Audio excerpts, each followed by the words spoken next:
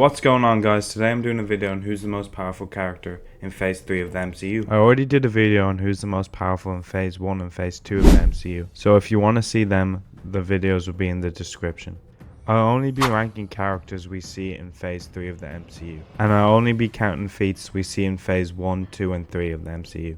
And I'll only be counting characters in their strongest form, with some minor exceptions. For example, I will be ranking Peter Quill in his base form and Peter Quill when he has Ego's powers. But I won't be ranking all Iron Man suits. I'll only be ranking his strongest one. The characters on the left of the tier are more likely to beat the characters on the right of the tier. Before we get into video, please can you reach the like goal of 30 likes? Okay, let's get straight into the video. The human tier consists of characters on the same level as regular humans. At the bottom of this tier we have the Tinker. He has no notable physical feats, but he's able to make great weapons. Next we have Aisha, the High Priestess of the Sovereign. Again, she has no real combat feats or physical feats, but she did help create Adam Warlock, which is pretty cool. Next up we have General Ross, finally somebody with combat experience, but he's old now, so his strength and speed are lackluster, and he can't just turn into Red Hulk because in Phase 3 he was never Red Hulk. Up next we have Janet Van Dyne. Again, she has some combat experience, being the Wasp after all, but again she's old, so her strength and speed are lackluster. But she does have some kind of superpower, able to help Ghost control her powers, which is never really dove into at all in the MCU. Hank Pym is up next, the original Ant-Man. Obviously he has combat experience being Ant-Man, but again he's old, so his strength and speed are lackluster. And he has no real feats apart from breaking a guy's nose. Next up we have Bill Foster, aka Goliath. Obviously we don't see Bill Foster as Goliath in action. We only hear that he was Goliath when Scott and him were comparing sizes. And this does give him combat experience, and I think he's more physically demanded than Hank or Janet. Next up we have the Grand Master, and unlike in the comics where he's a cosmic entity, the Grand Master in the MCU is just a goofy human.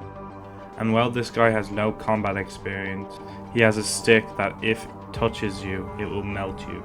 So I think he will just touch everybody with his stick below him in this tier. The Collector is up next. Like the Grand Master, he is a cosmic entity in the comics, but now he's a zesty human in the MCU. But he has crazy tech, and one of the tech can be used to basically obliterate anybody below him in this tier. And then next up, we have Sonny Birch, who's just kind of a regular gangster. He has weapons and guns, and he could probably just shoot anybody below him. Happy Hogan was able to beat up a large guard, which puts him above an average human. Luis was able to knock out a bunch of guards with only one punch. Jimmy Woo is a trained FBI and SHIELD agent and probably has the best combat so far we've seen in this tier list. He also has a gun, so he can probably outshoot anybody below him due to his training. Cracklin is a Ravager and Yondu's right-hand man. He has various space tech, but he is kind of a pussy, and his feats are lackluster. He does get a major upgrade acquiring Yondu's arrow in Phase 4, but I'm only counting Phase 1, 2 and 3 feats, so he doesn't have the arrow or hasn't mastered the arrow yet. Taserface? Taserface is a guy with a really bad name.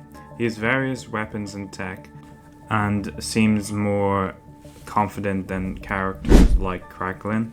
He was able to also tank one of Yondu's arrow attacks, and seems to have slight superhuman strength and durability. Baron Zemo is a former special operations soldier, and is highly skilled with a gun and in combat. He doesn't really show his gun skills and his combat skills in Phase 3 of the MCU, but he is highly intelligent and can probably find a way to kill anybody below him. Maria Hill is a highly decorated SHIELD agent with various years of combat experience and weapons experience. She even gave a mind-controlled Hawkeye some trouble. Phil Coulson is an even more highly decorated SHIELD agent and has more years of combat experience than Maria Hill. You might be thinking, Wait, we don't see Phil Coulson in Phase 3 of the MCU. Yes, we do. We see Phil Coulson in Captain Marvel. At the top of this tier, we have Sharon Carter, who is again a highly decorated SHIELD agent. She was able to give Bucky some trouble, which is better than any feat anybody has in this tier. The peak human tier consists of characters that can do things that humans only dream of. Nick Fury is at the bottom of this tier. He was able to give a good fight to Talos, a Skrull with shapeshifting abilities and who has superhuman strength. Nick Fury is also skilled in combat and with weapons. Peggy Carter is even more skilled in combat and weapons, able to take down a large group of people. You might be thinking to yourself, where do we see Peggy Carter in Phase 3? We see Peggy Carter in Endgame in Phase 3 of the MCU.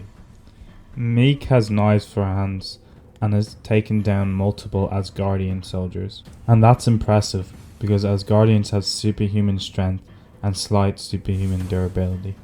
Mantis has superhuman agility, and by touching somebody, she's able to control their emotions. But she does have one downfall: her durability isn't up there with the best, and her combat skills, while okay, isn't the greatest. Talos the Skrull is up next. He beat Nick Fury in a very close fight, and he has superhuman strength and can shapeshift. The average Skrull will be around here on the tier list. W'Kabi is an elite level Wakandan soldier. He has crazy tech, like armor that's made out of vibranium, a sword that's made out of vibranium, and also a shield that is bulletproof and probably made out of vibranium. Nobody below can dream to even scratch on him due to his vibranium armor and weapons. Shocker was able to give Spider-Man in his homemade suit some trouble, and probably would have won that fight if it weren't for the goat Ned. Shuri with her gauntlets and vibranium armor was able to hold back Killmonger in the Black Panther suit. M'Baku seems to have superhuman strength, able to toss regular humans like ragdolls. He gave T'Challa without the heart-shaped herb a really close fight. He wears armor that it rivals vibranium called Jabari Wood and has multiple vibranium weapons. Nakia is a highly skilled Wakandan warrior, able to give Killmonger a tough fight. She has throwing discs made out of vibranium, armor made out of vibranium, and she is more skilled than anybody below her. Eucelius Claw is an arms dealer with a little bit of combat experience, but what he lacks in combat experience, he gains in his weapons. In his fake hand, he has a cannon that's able to destroy vibranium cars, which puts his destructive capabilities above anybody below him. Okoye is the head of the Dormelage, who are highly skilled Wakandan soldiers. She has impressive feats like being able to hold back Killmonger for a bit, and she was able to fight Proxima Midnight for a little bit as well. Hawkeye is a highly trained SHIELD agent and a near perfect shot. Black Widow and Hawkeye could go either way, but since Black Widow has beaten Hawkeye twice, once when he was mind controlled and the other one when they wanted to both commit suicide, this proves in a one-on-one fight Black Widow would come on top. Crossbones was able to beat Black Widow in a fight and give Captain America an impressive fight. Rocket Raccoon is highly intelligent and highly skilled, able to fight off multiple Ravengers, and has weapons that can literally shatter moons. Falcon was able to give Winter Soldier a decent fight and also give Ant-Man an even more decent fight. His suit has been upgraded throughout the years, and his best suit so far in Phase 3 is Infinity War and Endgame. Mysterio is hard to place. He can be near the very top or near the very bottom, but he gave Spider-Man in a pretty decent suit a really good fight, and he has machine guns at his disposal. I don't think anybody below him has better tech than Mysterio, and he will likely win due to his illusions and machine guns. But somebody who can tank machine gun bullets and is also pretty durable is Korg. Korg was able to take down multiple Asgardian soldiers and is slightly skilled in combat due to his experience as being a gladiator. At the top of the peak human tier, we have a peak Asgardian in the Executioner. With Des and Troy, he was able to destroy multiple Asgardian soldiers with ease. Combine that with his Asgardian blood, he has enhanced strength and slightly enhanced durability. He deserves to be on top of the peak human tier. The Warriors tier consists of characters that far surpass what a human is capable of. The Warriors 3 are at the bottom of this tier. They were able to help Thor defeat the Destroyer, and one of them was even given Hela a challenge. Korath the Pursuer is a cybernetically enhanced Kree member, and he was able to give Star-Lord a tough fight and gave Drax an even tougher fight. This is probably where I would put the other high-ranking Kree members we see in Captain Marvel, except for obviously Yon-Rogg and Ronan, because they're on a different tier altogether. The Vulture was beating Spider-Man in his homemade suit until Spider-Man outsmarted him and exploded his wings. The Vulture also has access to crazy tech and could probably obliterate anybody below him. Ant-Man has beaten the Falcon in a very close fight and held his own against Ghost in a one-on-one fight. He also beat Yellow Jacket, which is just a version of him with lasers. The Wasp is basically Ant-Man, but she has blasters and can fly, and is more skilled than Ant-Man. Yondu might not be the most skilled in this tier, but he sure does have the best weapon. His arrow can initially take down armies. Star-Lord with his tech was able to stun both Peter Parker and Iron Man in both their nanotech suits, which is an incredibly impressive feat given that Iron Man was able to fight against Thanos. Goose the Cat is a Flurkin, able to eat multiple Kree soldiers at once, and can probably eat anybody below him in this tier. Red Skull is a super soldier that gave Captain America trouble. Bucky Barnes, aka the Winter Soldier, gave Captain America even more trouble. Yosef was a super soldier that beat Bucky in a fight. He was part of the Winter Soldier program with 4 other unnamed super soldiers. He was the only one with an actual notable feat, and that's why he's the only one that I'm gonna rank. Captain America, the GOAT super soldier, was able to hold back Thanos, fought against Loki and Ultron, and held his own. He's probably the most skilled combatant in Phase 3 of the MCU. Corvus Glaive gave Vision some trouble, and arguably would have won that fight because of his weapon, which stopped Vision using his powers properly. He also got the better of Captain America in a very tough fight, and Vision ultimately ended up killing him. Proxima Midnight seemed more competent than Corvus Glaive, and she was winning a 1v2 against Okoye and Black Widow. She also gave Wanda a lot of trouble. Ghost was able to 1v2 Ant-Man and the Wasp multiple times, and her phasing ability is broken when used properly.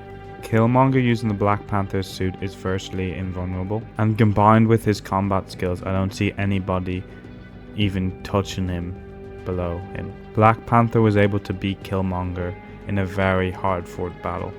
Yon-Rogg with his anti-gravity guns gave Captain Marvel a run for her money. Nebula is highly skilled and virtually indestructible. James Gunn even said that Bucky is like wet creme paper to Nebula, which puts Nebula at least above all the characters below her.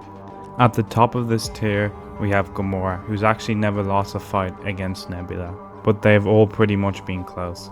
Elite Warrior tier consists of characters that have city level destruction. At the bottom of this tier we have Teenage Groot. While being virtually indestructible, he still has a lot to learn in terms of using his powers. Drax was almost on par with adult Groot in their brief squabble, so this at least puts him above Teenage Groot, and had the slight edge over Gamora in their brief encounter. Eitri the Dwarf can create incredible weapons like Mjolnir and Stormbreaker.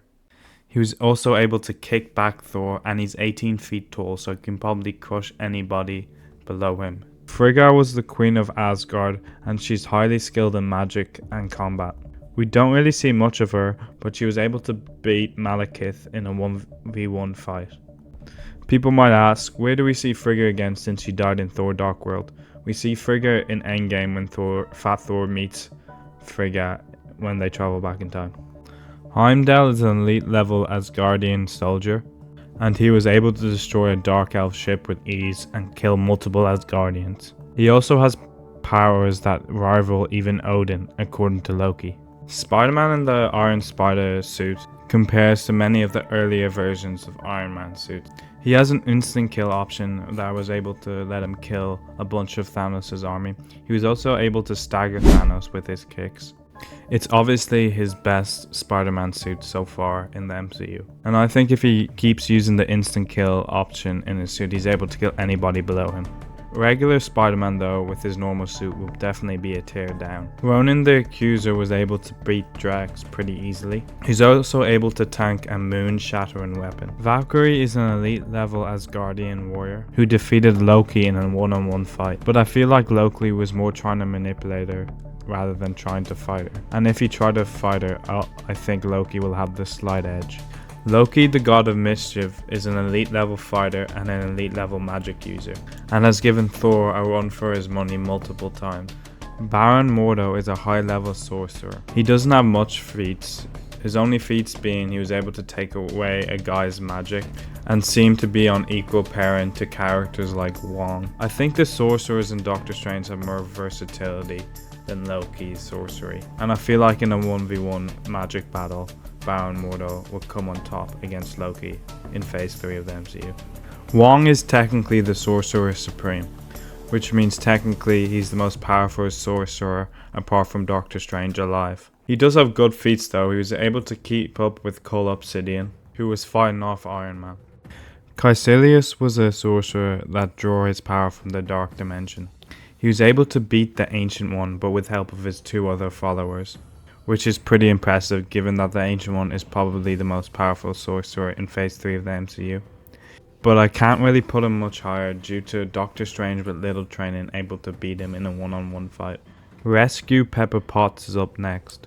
She has a nanotech Iron Man suit just like Tony Stark's one in Endgame, but she would be less skilled than other people using this suit, as she's only used it once before.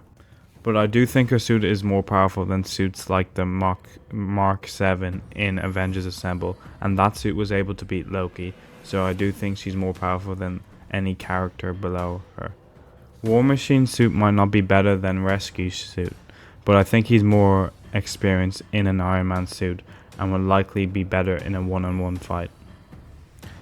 Cole Obsidian was able to give Iron Man in his nanotech suit a run for his money, and was actually slightly beating him in a one-on-one fight. But he does have some anti-feats that prove he's probably not above Iron Man, given that giant Ant-Man was able to one-shot him basically, and Bruce Banner in the Hulkbuster suit, with little to no experience in a suit, was able to beat Cole Obsidian in a one-on-one fight. Bruce Banner in the Hulkbuster suit is up next. As I said, Bruce Banner with little to no experience was able to beat Cole Obsidian in a one-on-one fight. At the top of this tier we have Giant Ant-Man. He was able to one-shot a Leviathan with ease, and also easily kill Cole Obsidian. The Team Destroyer tier consists of characters that take multiple people to beat them. At the bottom of this tier we have Fenrir. He gave Hulk a decent fight, and his teeth were even able to pierce his skin. Vision is up next. He was easily able to take down Giant Ant-Man, and he no-diffed War Machine without even trying to hurt him. He does have some anti-feats, like his performance against Corvus Glade. Also, his potential is crazy. He doesn't really know how to use his Mind Stone powers properly, and if he did, he could be up to the Infinity tier. But since his feats do not even compare to characters in the Infinity tier, he stays in the Team Destroyer tier. The Incredible Hulk is one of the strongest Avengers. He fought Thor multiple times, even had the slight edge over Thor in his pre-awakened state, and in his awakened state, they were basically on par. He also beat Team Destroyer level characters like Abomination and Fenrir. Iron Man in his nanotech suit had a better showing than Hulk against Thanos. He even made Thanos draw blood. Captain America with Mjolnir has the same powers as pre-awakened Thor, and he's probably more skilled than pre-awakened Thor. Combined with his shield, I think he will beat any characters below him. Doctor Strange gave Thanos with multiple stones some trouble. Ebony Maw got the better of Doctor Strange in a close fight in Infinity War. At the top of this tier I have the Ancient One. I think she is more experienced than characters like Doctor Strange and will be too powerful for characters like Ebony Moore to take down. I do think Doctor Strange in the later phases is more powerful than the Ancient One, but in phase 3 I think the Ancient One is more powerful. He's also able to no-diff Professor Hulk pretty much. The Planetary tier consists of characters that have planetary level feats. Star-Lord with Ego's powers compares to Ego. Ego is a literal planet and can only be killed if its planet Hearts gets destroyed. The reason I put Ego above Star-Lord is because if Ego gets destroyed, Star-Lord doesn't have any of his powers. Captain Marvel has cosmic powers that the Kree were even afraid of. She can fly faster than the speed of light, and she gave Thanos a run for his money, even better than somebody like Doctor Strange and Iron Man. I do think a fight between her and Ego would be very close. I don't think both of them can put each other down in terms of killing one another, but I do think in a fight Captain Marvel would be able to beat Ego, even though Captain Marvel can't really kill Ego unless she's on his planet. Hela was able to beat our awakened Thor without Stormbreaker. She was even able to destroy Mjolnir, no difficulty. Thanos without any stones was beating an even more powerful version of Thor in Endgame, and was beating Captain America with Mjolnir and Iron Man.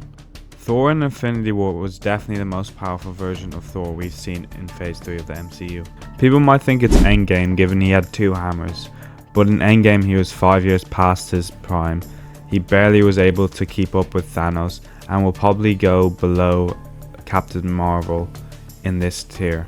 But Thor in Infinity War with Stormbreaker was able to overpower a blast from all 6 Infinity Stones. You know how powerful that is? This feat alone clears him over anybody below him. Surtur was able to basically no-diff Hela and destroy Asgard with ease. This means he'll do the exact same thing to Ego as well, destroying him with one strike of his sword. Odin was stated that he beat a version of Surtur like we saw at the end of Ragnarok. This means he goes above Surtur. Wanda might not be the strongest character in this tier, but man is she the most powerful, even in phase 3.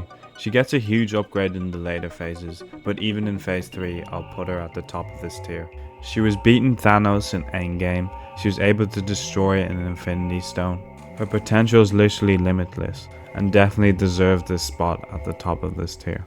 The Infinity tier consists of characters on the same level as Infinity Stones. At the bottom of this tier we have Doctor Strange with the Time Stone. He was able to put a cosmic being like Dormammu in a constant loop. Again, he has no way of killing Dormammu though, but with other weaker characters he probably would find a way eventually on how to kill them. Dormammu is a cosmic being and the ruler of the Dark Dimension, and his power is equivalent to at least 1 Infinity Stone. He did get put into a time loop and lost a bargain, but still Doctor Strange had no way of killing Dormammu. Iron Man with all 6 Infinity Stones is up next. He has the power to kill anybody below him, but he can only use it once because when he uses it, he dies. Professor Hulk with all 6 Infinity Stones is at the top of this tier. He can use the Infinity Stones more than once, but he still seemed pretty injured when using it only once. And at the top of the tier and the strongest character in phase 3 of the MCU, we have Thanos with all 6 Infinity Stones. He seemed the most able to take the power of all 6 Infinity Stones. Even though he was still injured, he seemed in better shape than both Iron Man and the Hulk. Well, that's it for me. Thanks for watching, and comment down below who your favorite MCU character is.